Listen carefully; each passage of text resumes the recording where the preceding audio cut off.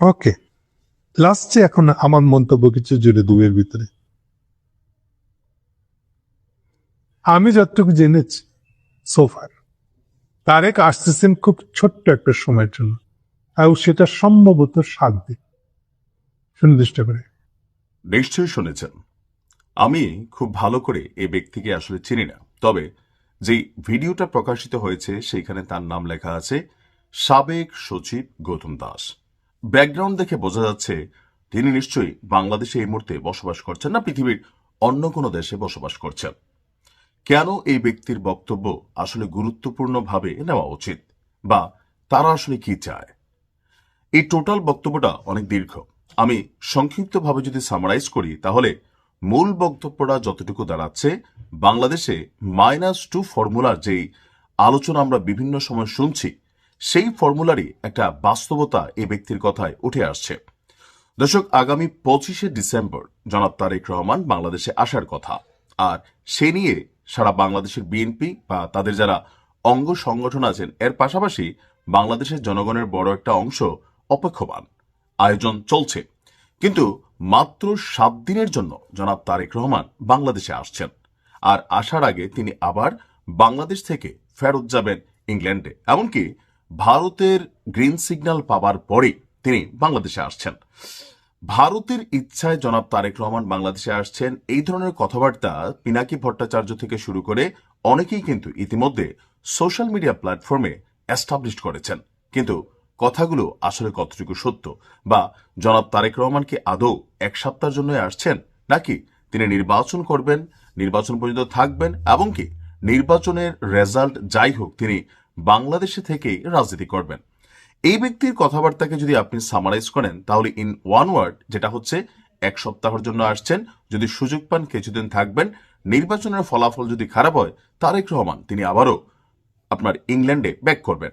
এই ব্যক্তি যে বক্তব্যগুলো দিয়েছে সেখানে তিনি বেশ কয়েকবার দাবি করেছেন তিনি ইংল্যান্ডের অ্যাম্বাসি থেকে খুব গভীরভাবে অথবা গোপনীয়ভাবে যে তথ্যগুলো পেয়েছেন যে জনাব তারেক রহমানের বাংলাদেশে ফেরার পেছনে ভারতের একটা গ্রিন সিগন্যাল, এমনকি ব্রিটিশ গভর্নমেন্টকে তারেক রহমান যেটা বোঝানোর চেষ্টা করেছেন যে তিনি বাংলাদেশে এসে আবারও চলে যাবেন, ইভেন ইংল্যান্ডের যে রাজনৈতিক আশ্রয়ের ভিসা তিনি সেই ভিসাটাকে কোনোভাবেই নষ্ট করতে চাচ্ছেন না। এখন আসল বাস্তবতা কি? আসল বাস্তবতা শুধুমাত্র একমাত্র জনাব তারেক রহমান, তার পরিবার, অথবা বিএনপির যারা তারেক রহমানের ঘনিষ্ঠজন আছেন তারাই বলতে পারবেন। আমরা সকলেই জানি যে জনাব তারেক রহমান এখনো ভোটার হননি, তবে তার ভোটার হবার চান্স কিন্তু শেষ হয়ে যায়নি। তিনি বাংলাদেশে আসলে ভোটার হতে পারবেন। যেহেতু প্রবাস থেকে তিনি ভোটার হননি, তার মানে তিনি বাংলাদেশে এসেই ভোটার তালিকায় নিজের নামটি অন্তর্ভুক্ত করবেন এবং কি ভোট প্রদান করবেন, এবং কি রাজনীতির মাঠে তিনি তাকে নতুনভাবে সামনে আনার চেষ্টা করছেন। এখন এই যে ন্যারেটিভগুলো 1 সপ্তাহের জন্য আসছে, ভারতের গ্রিন সিগন্যালে আসছে, অর্থাৎ এই মুহূর্তে বাংলাদেশের রাজনীতিতে একটা প্রেক্ষাপট চলছে, সেটা হচ্ছে ভারতের সাপোর্টিং এ থাকা, ভারতের বিরোধিতা করা, অথবা ভারতের পক্ষে ভারতের বিপক্ষে একটা ন্যারেটিভ কিন্তু মাঠ পর্যায়ে আছে। -2 ফর্মুলার মধ্যে শেখ হাসিনা বা আওয়ামী লীগ মাইনাস হয়ে গেছে নিজেদের কর্মদোষে, এখন বাকি আছে বিএনপি। এখন বিএনপিরও যিনি দলটির সর্বোচ্চ অবস্থানে আছেন বেগম খালেদা জিয়া শারীরিকভাবে যথেষ্ট অসুস্থ, রাজনৈতিক থেকে এক ধরনের আমরা মাইনাসই দেখতে পাচ্ছি। বাকি আছে বিএনপির যিনি সিপাহসালার আছেন জনাব তারেক রহমান। তো তারেক রহমানের এই আশাকে কেন্দ্র করে অথবা রাজনীতির মাঠে বিএনপিকে কেন্দ্র করে নানান ধরনের ন্যারেটিভ ইতিমধ্যেই প্রচারিত হয়েছে। মানে ওসমান হাদির মৃত্যুর পর এখানে নিরাপত্তা ইস্যু নিয়েও বারবার আলোচিত করা হচ্ছে, অর্থাৎ তারেক রহমান বাংলাদেশের ব্যাপারে আগ্রহী না, তারেক রহমান বাংলাদেশকে নিয়ে ভাবেন না, তিনি এখানে শুধুমাত্র ক্ষমতায় আসার জন্য আসবেন, এমন ধরনের একটা ন্যারেটিভ তৈরি করা হয়েছে।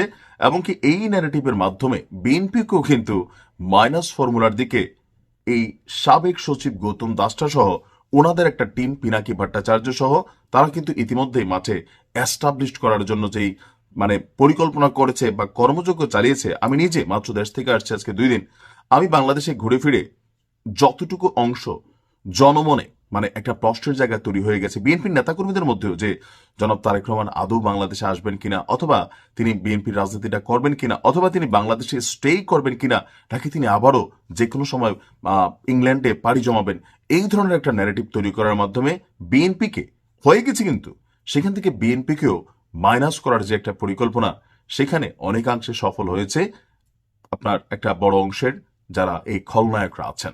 ইভেন বিএনপিকে এই মুহূর্তে ভারতের টিম বি হিসাবে জনাব তারেক রহমানকে এই মুহূর্তে শেখ হাসিনার বিকল্প হিসাবে আপনার ভারত কোলে নিয়েছে, লুফে নিয়েছে, এই ধরনের ন্যারেটিভ কারা তৈরি করছে? আপনার কি মনে হয় যে আমরা যা বাস্তবে দেখছি ভেতরের গল্পটা কি? কারা বাংলাদেশ থেকে বিএনপি এবং আওয়ামী লীগ নিজের দোষে যেন একটা মাইনাস হয়ে গেছে, তারপর একটা ব্যাপক জনগোষ্ঠী আছে যারা আওয়ামী লীগকে সাপোর্ট করে, আর বাকি আছে বিএনপি। এই দুটো দলকে মাইনাস করতে পারলে রাজনীতির মাঠে আসলে কি সমীকরণ দাঁড়াবে? কারা আগামী দিনের সুবিধাভোগী হবেন? কি মনে করছেন? সাবেক সচিব গৌতম দাসরা কাদের কথা বলছেন, কাদের পক্ষে মাঠে ন্যারেটিভ তৈরি করছেন? উত্তরটা কমেন্টে লিখতে পারুন। ভালো থাকুন।